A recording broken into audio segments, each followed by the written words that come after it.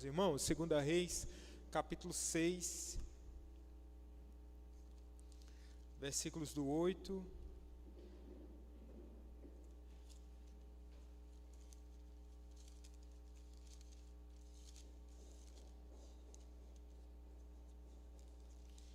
2 Reis, capítulo número 6, versículos 15 ao 23. 15 a 23.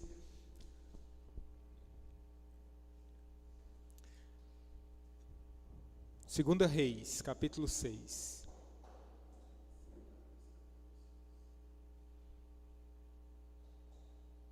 Isaías não era rei, era de uma família monárquica, né? Ele era um príncipe, criado na família de príncipes, na verdade. Diz assim, irmãos, a palavra do Senhor: tendo se levantado muito cedo o moço do homem de Deus e saído, eis que tropas, cavalos e carros haviam cercado a cidade. Então o seu moço lhe disse: ai, meu senhor, que faremos? Ele respondeu: não temas, porque mais são os que estão conosco dos que os que estão com eles. Orou Eliseu e disse: Senhor, peço-te que lhe abras os olhos para que veja. O Senhor abriu os olhos do moço e ele viu que o monte estava cheio de cavalos e carros de fogo em redor de Eliseu, e como desceram contra ele. Orou Eliseu ao Senhor e disse: fere, peço-te, esta gente de cegueira. Feriu-a de cegueira conforme a palavra de Eliseu. Então Eliseu lhes disse: não é este o caminho, nem esta a cidade. Segui-me e guiar-vos-ei ao homem que buscais. E os guiou a Samaria. Tendo ele chegado a Samaria, disse Eliseu: ó Senhor, abre os olhos destes homens para que vejam. Abriu-lhes o Senhor os olhos e viram, e eis que estavam no meio de Samaria. Quando o rei de Israel os viu, perguntou a Eliseu: feri-los-ei, meu pai? Respondeu ele: não os ferirás. Fere aqueles que fizeram prisioneiros com a tua espada e o teu arco. Porém a estes manda pôr-lhes diante pão e água, para que comam e bebam e tornem ao seu senhor. Ofereceu-lhes o rei grande banquete, e comeram e beberam. Despediu-os e foram para seu senhor, e da parte da Síria não houve mais investidas na terra de Israel. Amém. Senhor, continua conosco, ajuda-nos a compreender a Tua palavra, ajuda-nos, Senhor, a trazer, põe esperança em nossos corações, sabedoria, discernimento para a nossa vida, Senhor. Em nome de Jesus. Amém. Amém. Meus irmãos, esse é um episódio na vida do profeta Eliseu, bastante marcante. Eliseu era um profeta que ele atuava no reino do norte. Eliseu, ele tinha esse chamado profético, e ele era uma voz, era um arauto, e o seu ministério ele foi acompanhado de grande poder e de grandes sinais. Aqui temos um cenário importante, que é a Síria tentando investida contra Israel, que era o reino do norte. A Síria, por assim dizer, era uma nação que tinha um grande poder. Enquanto isso, Israel estava vulnerável, estava sujeita às investidas dos inimigos. E aqui eis a situação. No começo dessa história, a gente vai entender que o rei da Síria fez guerra a Israel.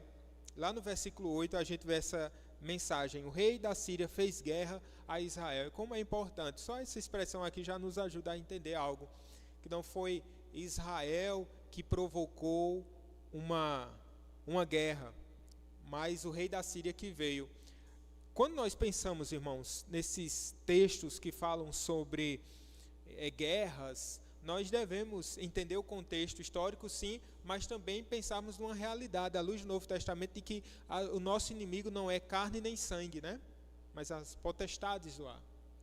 Então, há uma aplicação espiritual nisso aqui. Então, eu queria que vocês entendessem juntamente conosco essa realidade. O que é que ocorre? O rei da Síria, que é o Ben-Hadad, ele estava a todo instante com o seu plano de guerra para tentar invadir Israel.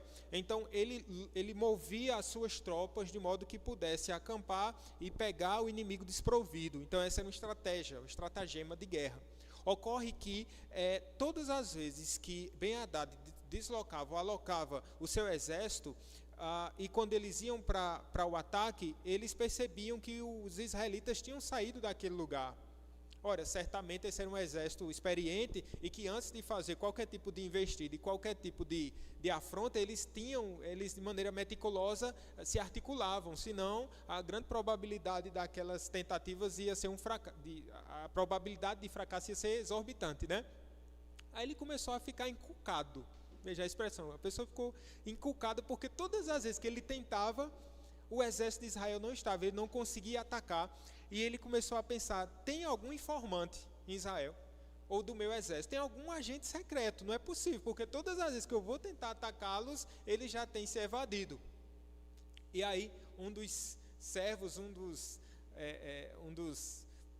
soldados diz para o Ben-Hadad, olha, quem está fazendo isso é o profeta, tem um profeta em Israel, que ele está tendo essa compreensão, e ele diz ao povo que a gente vai para o ataque, e por isso ele sabe já exatamente onde nós iremos, quando nós iremos, e pelos caminhos que nós iremos nos utilizar.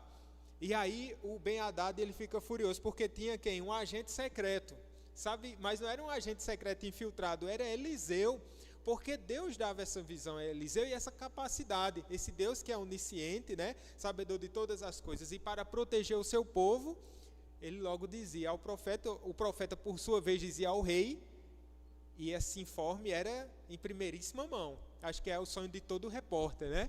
Eu tenho uma formação em jornalismo, o sonho de todo repórter é você dar um furo de reportagem. É você estar lá no local, no lugar e poder dar uma informação em primeira mão. Essa informação que ele tinha de primeira mão era crucial para o quê? Para a preservação do povo de Deus. Só que o rei, ele não fica satisfeito com isso e ele manda com que uma tropa vá até Samaria, versículo 14. Ele envia uma tropa, no versículo 14, até Dotã, na verdade. Ele disse, verso 13, ele disse, ide ver de onde ele está, para que eu mande prendê-lo. Foi-lhe dito, eis que está em Dotã. Então enviou para lá cavalos, carros e fortes tropas, chegaram de noite e cercaram a cidade. Irmãos, chegaram à cidade, cercaram a cidade para prender quantos?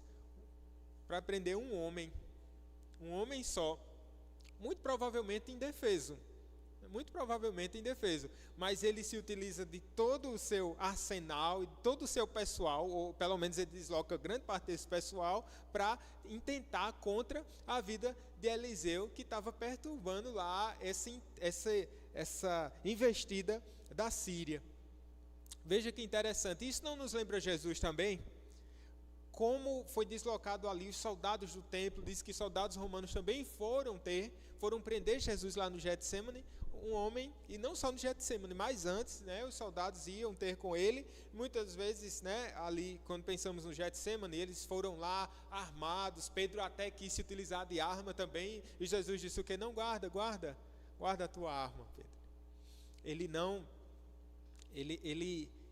Ele mesmo sabendo em primeira mão, Jesus sabia em primeiríssima mão, porque ele é um Deus onisciente, né?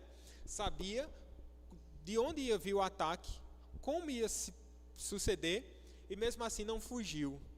Não é interessante? Mas corajosamente ele enfrentou. Meus irmãos, nós temos um profeta maior do que Eliseu, que é Jesus de Nazaré. E ele conhece todos os caminhos do inimigo. Ele conhece os intentos malignos. Ele sabia que havia uma investida contra Pedro, e ele disse, Pedro, Satanás, ele me pediu a sua alma, porque ele quer peneirar você, mas eu intercedi por você. Veja que palavra maravilhosa, eu intercedi por você. Nós não temos ideia, meus irmãos, nesse campo espiritual, como o Senhor tem agido diuturnamente em nosso favor para nos livrar. Essa é uma grande realidade. Se não fosse o Senhor, não pense que é por sua força, não pense que é pelo seu conhecimento, não pense que é pelas suas estratégias, mas pelo Senhor que tem nos livrado. Você pode ser a pessoa mais vigilante do mundo, mas se não for o Senhor, nós não teríamos êxito, nós não teríamos sucesso, nós seríamos fatalmente esmagados. Nós temos um profeta maior do que o Eliseu. Mas Eliseu fica sabendo disso. Esses cavalos chegam, eles rodeiam a cidade, cercam a cidade, e ele tem um servo, ele tem um moço que ajuda, né? Que o ajuda. E esse moço, ele se levanta cedo da manhã, e quando ele percebe que aquele exército inimigo, cavalos e cavaleiros, e carros fortes, tropas, estão invadindo essa cidade chamada Dotã, que era um vilarejo, pequena cidade, numa pequena colina, no meio de uma planície vazia. Ou seja, era o lugar mais fácil e vulnerável. Veja, Eliseu podia ter ido para um esconderijo, mas veja como é um homem de Deus aqui, que está de maneira corajosa ali na presença do Senhor, sem temor e sem receio. Só que o seu moço não está tão corajoso assim. Quando ele percebe essa invasão, ou essa aproximação, ele teme. Ai, meu Senhor, que faremos? Essa é a súplica no verso 15. Ai, Senhor, o que faremos? Às vezes nós só temos isso para dizer, né? O que é que vamos fazer? Encurralados. Facilmente aqui seremos presos. Nós não temos arma, nós não temos arsenal, nós não temos estratégia de guerra. O que é que a gente vai fazer? E aí se dá a importância do que Eliseu diz, irmãos. A palavra de Eliseu é: não temas, porque mais são os que estão conosco do que os que estão com eles. Não tenha medo, não tenha medo. Porque nós estamos em maioria. A percepção do profeta é diferente da percepção do moço. Meus irmãos, vocês sabiam que a depender da fala de Eliseu aqui, esse moço poderia ainda se estremecer ainda mais de medo?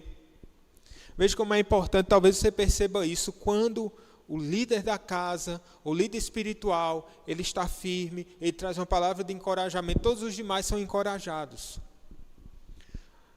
Ao mesmo passo que quando nós estamos enfraquecidos, a tendência é que a nossa casa também esteja enfraquecida, que os nossos filhos, eles fiquem enfraquecidos. Nem sempre é uma causa e efeito direto, é verdade, mas muitas vezes isso ocorre.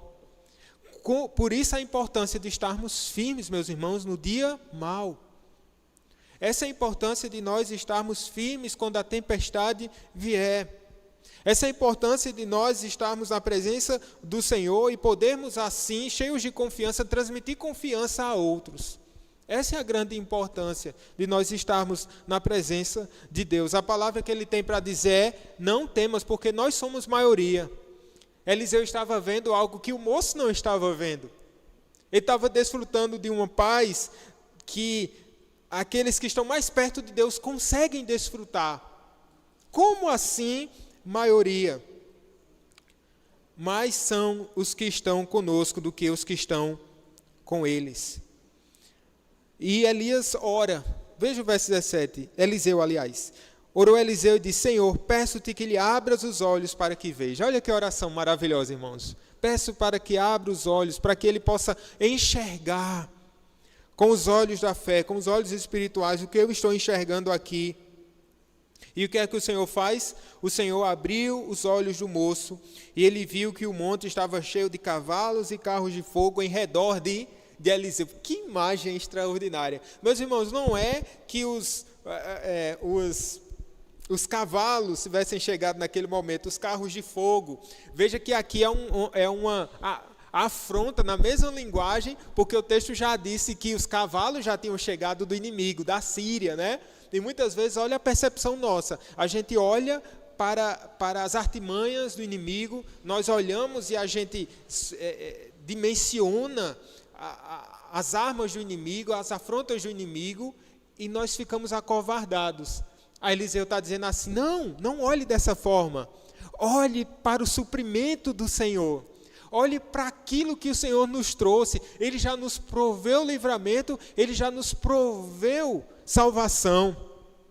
Já estava ali. Por quê, irmãos? Porque o Senhor já nos supre a socorro, já nos dá o socorro. Ele já nos promete esse socorro maravilhoso. Eu quero perguntar a vocês, qual tem sido a percepção de vocês? Vocês têm gastado mais tempo olhando para as armas e para as afrontas do inimigo, e com isso vocês têm se acovardado? Será que essa tem sido a nossa percepção? Ou nossa percepção tem sido desses olhos espirituais abertos, dizendo, Senhor, o Senhor está comigo. O Senhor é a minha sombra, a minha direita. É pelos olhos da fé que nós caminhamos. E ainda que pareça que o povo de Deus anda em minoria, nós estamos sempre em maioria. Porque estar com o Senhor é sempre andar em maioria. Nós não sabemos muito dos mistérios, nem a Bíblia não discorre tanto para falar sobre anjos, mas os anjos, eles estão a serviço de Deus. Para quê? Para nos servir também e para nos proteger. O anjo do Senhor acampa-se ao redor dos que o temem e os livra. Os anjos estavam ali querendo proteger Jesus. Aliás, Jesus está assim, olha, se eu quisesse, eu poderia chamar legiões de miríades de anjos para me protegerem aqui, né? Quando ele estava num momento mais difícil, mas ele dispensa o uso dos anjos, porque ele tinha de enfrentar a morte sem nenhum escape, ou sem nenhum conforto, sem nenhum auxílio. Foi assim que Jesus enfrentou a morte. No entanto, para guerrear em nosso favor, para nos ajudar, o Senhor dá ordem aos anjos. Então veja, é o Senhor dos exércitos. E o que é que significa Senhor dos exércitos? Esses exércitos aqui justamente traz essa ideia assim, porque debaixo da autoridade de Deus, há esses anjos que eles estão ao serviço de Deus. Deus é um Deus todo-poderoso. Se Ele quiser, Ele levanta os exércitos da terra também. Ou você não já foi protegido? Todas as vezes que nós somos protegidos, pode ser por um agente do Estado, né? Não é levantado por Deus, não é levantado pelo Senhor. Por quê? Porque todos os exércitos da terra estão debaixo da autoridade de Deus. E todos servem ao propósito de Deus, porque Ele é o grande comandante. Tem uma canção que diz, o nosso general é Cristo, né? Mas todos os exércitos do mundo estão sujeitos à ordem de Deus. Sejam miríades angelicais, sejam agentes do Estado, seja a natureza. Deus é um Deus soberano, e que Ele se utiliza de tudo isso em favor do seu povo. Por isso a palavra é, não temas. Você tem alguém que está em temor na sua casa? Você conhece alguém que está andando com tanto e tanto temor? Você pode orar também por essa pessoa, dizendo, Senhor, abre os olhos dessa pessoa, para que ela perceba que há um Deus todo-poderoso, em quem ela pode confiar. É você que está com medo, você pode dizer, Senhor, abre os meus olhos, Senhor Deus, para que eu possa confiar mais em Ti, ó Senhor Deus. E aí, no verso 18, ele diz assim, o moço vê, abre os olhos, Deus abre os olhos, o Espírito Santo abre os olhos dele, e diz assim, como desceram contra ele, orou Eliseu ao Senhor e disse, fere, peço-te, que esta gente de cegueira, feriu-a de cegueira, conforme a palavra de Eliseu. Então Eliseu lhes disse, não é este o caminho, nem esta a cidade, segui-me e guiar-vos-ei ao homem que buscais, e os guiou a Samaria. Esse texto aqui, ele é muito irônico em muitos aspectos, porque, primeiro, perceba que havia um rei que ele não previa, que ele fazia os seus planos, e havia Eliseu, lá em Dotã, que sabia todos os planos, tudo que estava acontecendo entre quatro paredes, Ben-Hadad planejando. Eliseu descobre, porque Deus revela. E aí o Ben-Hadad diz assim, vão ver onde Eliseu está. Ou seja, o rei não consegue saber onde Eliseu está. Mas Deus consegue saber onde o exército da Síria está. E todo deslocado o exército sírio, Deus diz assim, eu estou vendo, eu estou vendo, eu estou vendo. É o quê? Exato, nesse momento foi o exército da Síria. É o exército da Síria. Porque ele diz assim, Senhor, ele ora e diz assim, Senhor, faz com que eles fiquem cegos agora. Porque eles estavam indo com o intento, né? Eles estavam lá em Dotã, eles queriam o quê? Fazer o mal a Eliseu, capturar Eliseu, matá-lo, enfim. Aí Eliseu, sabe, sem temor, diz assim, Senhor, fere os olhos desses homens aqui, e eles ficam cegos. Aí ele diz assim, pronto, podem me seguir. Aí essa é outra ironia, podem me seguir. Ele caminha entre 10 e 20 quilômetros, porque ele sai de Dotã e vai para Samaria, o epicentro ali, o quartel, o QG de Israel, o quartel-general de Israel estava onde? Em Samaria. Aí depois ele ora e diz assim, Senhor, abre os olhos deles. Aí quando eles abrem os olhos, eles estão no meio de Samaria. Eles que foram pegos, imagine só, que Deus poderoso, não é? Eles que foram pegos. Parece que hoje, esse lado da história, a gente diz assim, estamos em minoria. Parece que é mesmo, né? Há leis contra os cristãos, há países que perseguem de maneira visível, não é? E deliberada os crentes.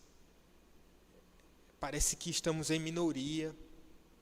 Às vezes essa é a impressão que nós temos. Mas maior é o que está em nós do que o que está no mundo. Com Cristo, irmãos, é vencer ou vencer. Por isso que nós podemos caminhar com o Senhor. Porque Deus faz dessas coisas aqui, olha, leva, cega todo mundo, colocam lá em Samaria. E o que é que você faria se os seus inimigos, olha, você não pode nem ter inimigo, eu estou fazendo, é uma suposição aqui, né? Uma suposição. Mas imagine só se você tivesse os inimigos em suas mãos. Assim, eita, a hora da vingança chegou. Agora ele vai ver. Agora eu vou pagar com a mesma moeda. É claro que esse não é um discurso cristão, né, irmãos? Não é. E nós aprendemos aqui, assim, de maneira preciosa. Porque o rei está dizendo assim, o rei não era piedoso, Jorão, né? Ele diz assim, ele chama o profeta de pai, né? É isso, irmãos? Verso 21. O que é que a gente faz com eles? Mas eu acho que eles já estavam assim, sabe? Com sangue nos olhos. Esses são os sírios, eles estão aqui. O que é que a gente faz com eles? Acho que ele já estava assim, pronto para Eliseu dizer assim, qual é a ordem assim, né? Tchau. Pode trucidar, pode matar o exército. Mas Eliseu diz assim, olha, você deixa para matar aquele que você capturou com seu arco, com sua espada. Mas você não vai fazer isso com estes. Ele vai fazer o quê? Verso 22. Você não vai feri-los. Fere aqueles que fizeres prisioneiros com a tua espada e o teu arco. Porém, a estes manda pôr-lhes diante pão e água, para que comam e bebam e tornem a seu Senhor. O que é que está acontecendo aqui, gente? É o Evangelho diante dos nossos olhos, né? Que foi o que Cristo nos ensinou aqui. Aos nossos inimigos, o que é que nós devemos fazer, a forma que nós devemos proceder. Romanos 12, 20 diz assim, se o que te aborrece tiver fome, dá-lhe pão para comer. Se tiver sede, dá-lhe água para beber. Porque assim amontoarás brasas vivas sobre a sua cabeça e o Senhor te retribuirá. Olha só, esse é o Evangelho. Vocês não vão tocar nele. Às vezes tem tantas crentes com sede de vingança. Quem me viu passar pela prova e não me ajudou, né? Quando me vê, na bênção vai se arrepender alguma coisa, né? E ele diz assim, você não vai tocar, mas você vai dar de comer, você vai dar de beber. Eu acho que os soldados ficaram totalmente assim, perdidos. Porque qual é a lei desse mundo? Fez aqui, paga aqui. Né? Não há, esse mundo ele é na base do juízo, mas Tiago vai dizer que a misericórdia triunfa sobre o juízo. A misericórdia triunfa sobre o juízo. Que maravilha. É assim que deve ser o nosso coração, irmãos. Nós não precisamos mover absolutamente nada. Alguém lhe fez mal, você planeja algo, que seu coração nessa noite se desarme completamente. É alguém que lhe fechou no trânsito, aí você diz assim, agora eu vou fechar esse camarada. Agora ele vai ver o poder de uma buzina. Ou agora ele vai... Irmãos, cesse toda cólera, toda ira, e nos entreguemos ao justo e reto juiz. E mais, devemos orar pelos nossos inimigos assim, Senhor, abre os olhos para que eles possam enxergar. E essa é uma mensagem maravilhosa, porque o próprio Jesus, ele poderia ali na cruz, não duvidem que Jesus ali crucificado, ensanguentado, né, desfalecido, ele mesmo poderia dizer, Pai, desce com teu juízo, com fogo consumidor aqui. Não ficaria um sequer. Ele poderia ter feito isso, porque ele tem as chaves da morte e do inferno, mas ele não fez. Ele diz assim, Pai, perdoa-lhes, porque eles não sabem o que fazem. Esse é o Evangelho, meus irmãos, e aqui nesse texto nós percebemos isso. Foi esse Deus que capturou. Veja como tudo pertence ao Senhor. Foi Ele quem deu a visão para Eliseu saber onde o povo estava, e ele foi livrando o povo. Foi Ele que fez. Foi Ele também que abriu os olhos do moço para ele enxergar. Foi Deus que fez isso. Foi Deus também que cegou o exército sírio. Foi Deus que fez isso. E fez eles andarem em fileira, sem saber discernir entre a direita e a esquerda. E foi Ele que abriu os olhos. E é Ele que está dando pão. É Ele que está dando água para esse povo. E eles deveriam ficar abismados com tanta benevolência, né? Como é que esse povo... Talvez as pessoas fiquem perturbadas pela forma como você procede. Como é? Por que Ele me responde assim? Porque Ele não paga com a mesma moeda. Porque Ele não me xinga, ou porque ele não dá o troco. Por que Ele não age dessa forma? Isso é o Evangelho. Certamente eles saberão que nós temos um juiz e nós descansamos nos braços desse juiz. E mais, nós oramos porque um dia nós fomos do exército inimigo. Não pense que você é bonzinho, não. Um dia nós éramos sírios. Um dia nós olhamos para Jesus e queríamos trucidar Jesus da história. Mas Ele nos alcançou. Aí Ele vem, nos traz água e pão, quando poderia nos destruir. Aí o que é que acontece, irmãos, diante de tanta benevolência? Se você foi tratado assim por Jesus, não trate o outro de maneira diferente. Verso 23 diz, ofereceu-lhes o rei grande banquete, e comeram e beberam, despediu-os e foram para seu senhor. E da parte da Síria não houve mais investidas na terra de Israel.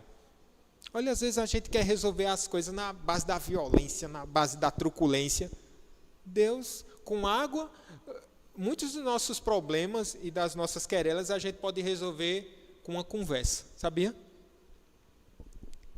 Botar água e pão, talvez água e pão não, mas um refrigerante, um hambúrguer, a conversa, ela tem um final.